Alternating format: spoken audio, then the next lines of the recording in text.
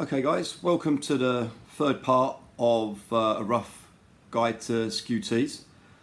Just a quick recap.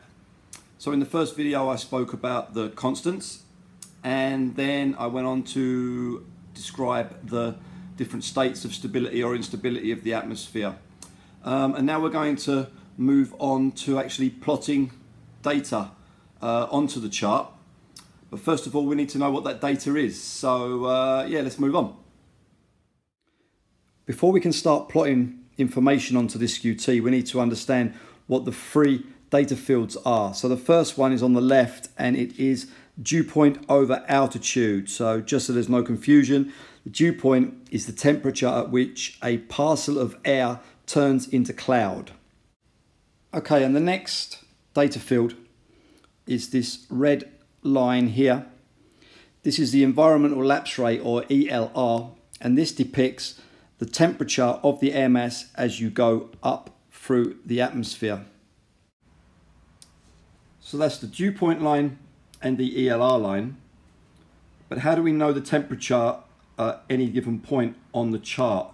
So for an example, I'm going to choose 800 millibars, which is around 2,000 meters. And I want to know the dew point at that height and also the temperature of the atmosphere at that point. So let's zoom in on this.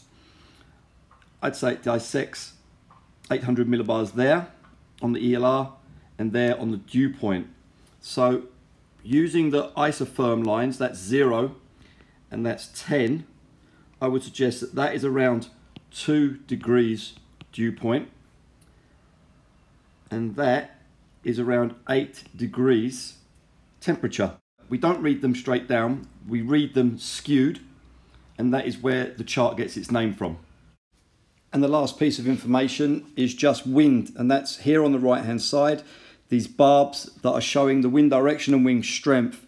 Each solid line is 10, each half is 5, and the way they're pointing is obviously north, east, south or west. So now we're ready to start plotting on this chart. First thing I do, let's zoom in, is I mark the ground. So Bassano is at 150 meters above sea level. And then I determine the dew point of the air in touch with the ground. So that seems to me to be around 11 degrees. So I draw a line parallel at 11 degrees along these saturated specific humidity lines. So that seems to be about there. Then once you've got the dew point, you need to have a forecast temperature of the air on the ground. So this is in August, so I suggest it's about 27 degrees, and they go parallel to the DALR lines. Okay, so if that one is 20 and that one is 30, 27 is around there. Now where those two lines meet, that's where the temperature of the air has reached dew point, and that is, you've guessed it, cloud base. So at cloud base the air is still rising, but it's no longer rising at the DALR, it starts to rise at the SALR, or these blue curved lines. Okay, this is the saturated adiabatic lapse rate. So we draw parallel to those. Now where the line that I've just plotted meets the environmental lapse rate, that means that the temperature in the cloud and the air around it has reached the same temperature, which is the cloud top. So now we've plotted that, I'm just going to draw in the cloud, and I'm just going to write some information here. Dew point was 11 degrees, ground temperature was 27 degrees, and from what I can work out here, cloud base will be around 9 degrees. Okay, so I'd say this is a pretty good cross-country day. There's light winds in the boundary layer, which is this part here, the bit that we're going to fly in. Cloud base is around 2,000 meters. Cloud tops are not really going above 3,000 meters. There may be some spread out because of this piece of stability here.